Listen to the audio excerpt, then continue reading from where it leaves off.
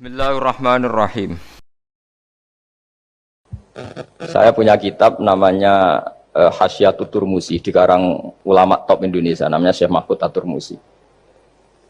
Itu beliau cerita, Imam Al-Amudi itu ulama top, tapi dia itu unik, tiap ngajar santrinya itu ngajar matematika, ngajar ilmu eksak.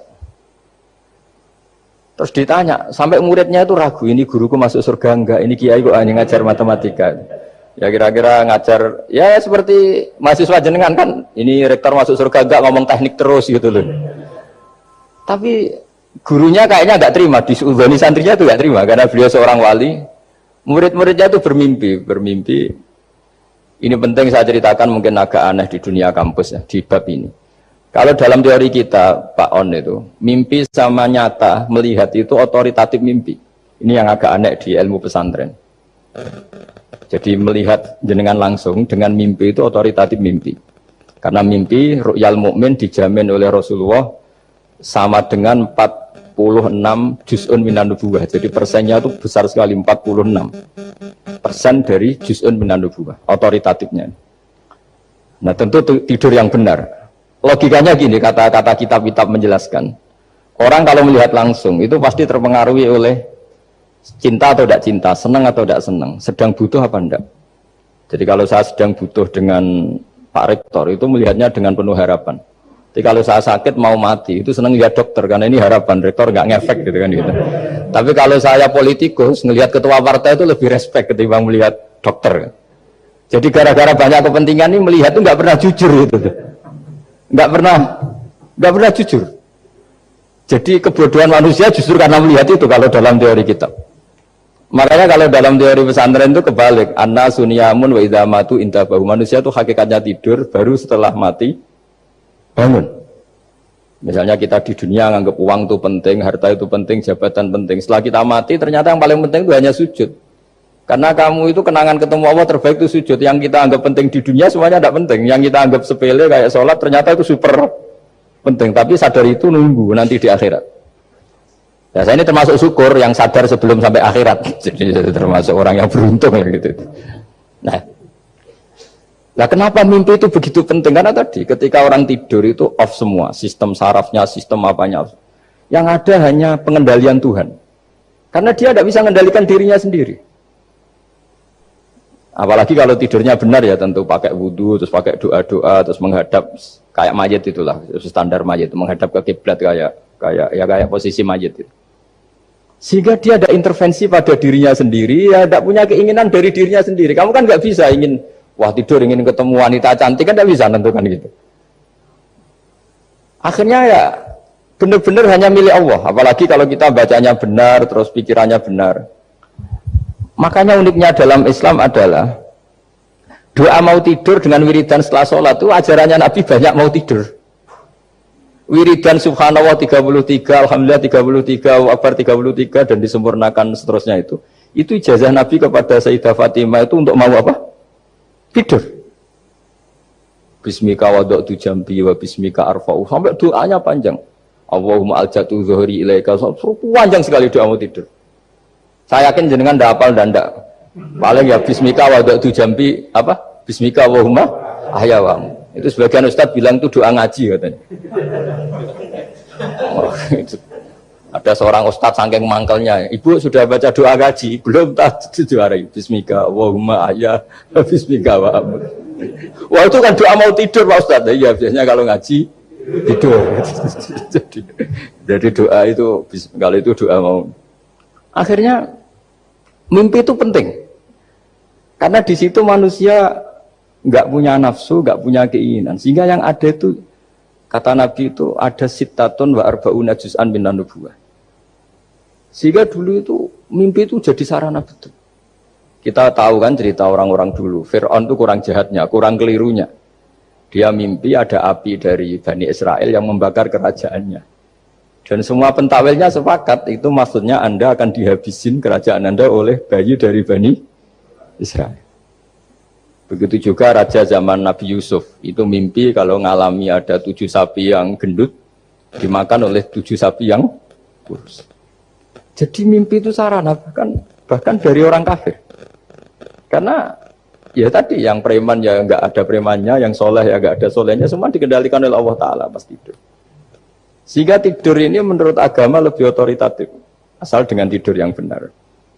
Jangan tidur sambil ngerokok terus terbangun karena ininya kena itu. Nah, cerita-cerita unik begini kalau tidak orang pesantren itu tidak tahu. Karena ini memang khas-khas pembalikan satu fakta yang diyakini orang banyak. Sehingga ulama dulu itu cerita, ini saya teruskan. Imam Amudi itu akhirnya murid-muridnya mimpi. Mimpi di situ tanya, Pak Ustadz, Anda masuk surga enggak ketika hidupnya hanya nerangkan matematika? Oh iya, saya bahkan enggak sekedar di surga. Malaikat dikumpulin Allah untuk mendengarkan presentasi saya ngajar matematika. Jadi kata dia cerita, Allah bilang gini ke malaikat, hei para malaikatku, kenapa kamu iman sama saya? Ya karena saya melihat engkau ya Allah, melihat kekuasaan engkau. Tapi imannya orang ini itu melebihi iman kamu.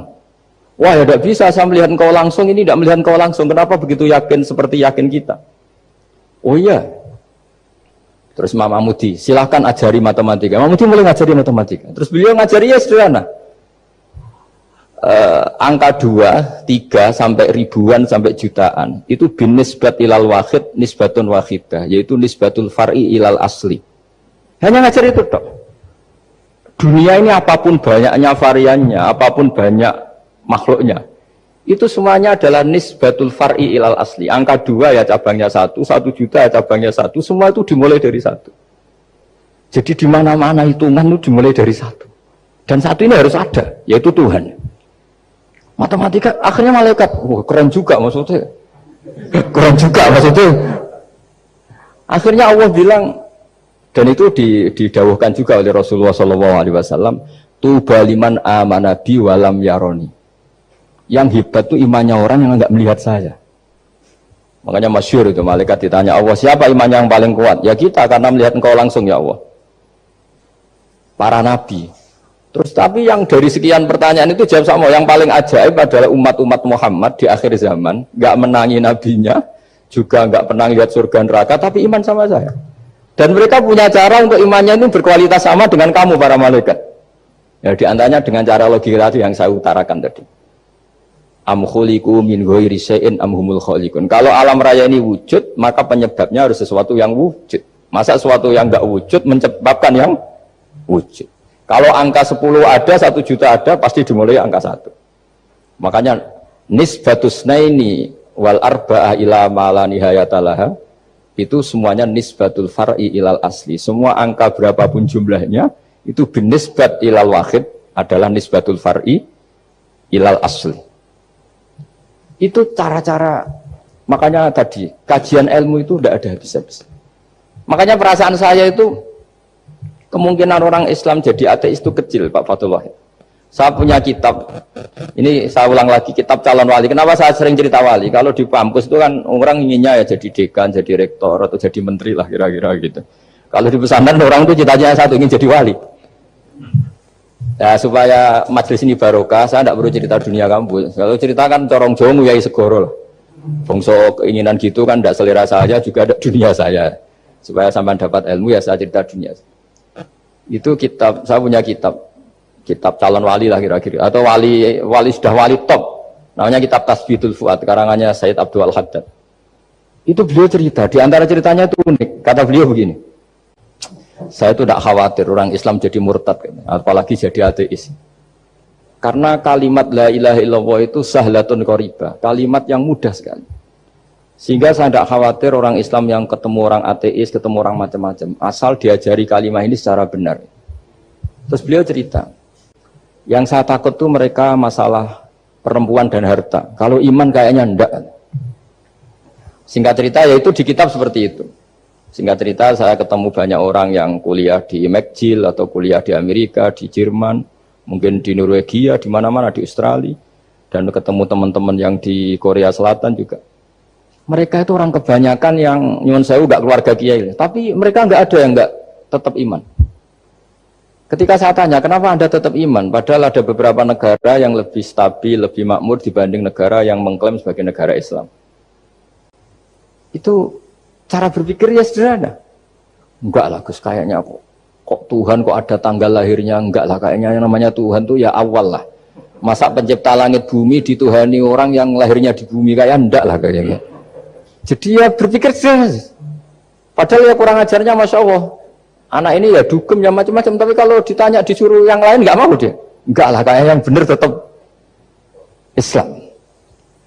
Karena kalimat ini, yaitu tadi eksistensi Tuhan, tadi eksistensi Allah itu, la ilaha itu kalimatun sahlah, kalimatun qoribah, kalimah yang begitu mudah difahami. Kenapa mudah difahami? Misalnya kita ngaji, Tuhan itu siapa? Yang menciptakan langit dan bumi. Dengan misalnya perbandingan Tuhan itu siapa? Yang lahir di bumi tahun sekian. Enak mana cara kita menerima itu? Kan keren yang menciptakan langit dan bumi. Tuhan itu siapa? Yang ada sebelum langit dan bumi. Dengan misalnya Tuhan adalah yang lahir di bumi. Keren mana? Nah, bayangkan kalau kita punya Tuhan Fir'aun. Sudah mati jadi tontonan kan, terus gak keren maksudnya punya Tuhan kok seperti itu. Nah ini yang katanya Syekh Abdul Haddad, kalimat ini sahlatun qoribah. Sehingga kalimat ini pula yang kita dilatih, la ilaha illallah kalimatu haqqin 'alaiha nahya wa 'alaiha namut wa 'alaiha nub'ats atau wa biha nub'ats insyaallah taala minal aminin.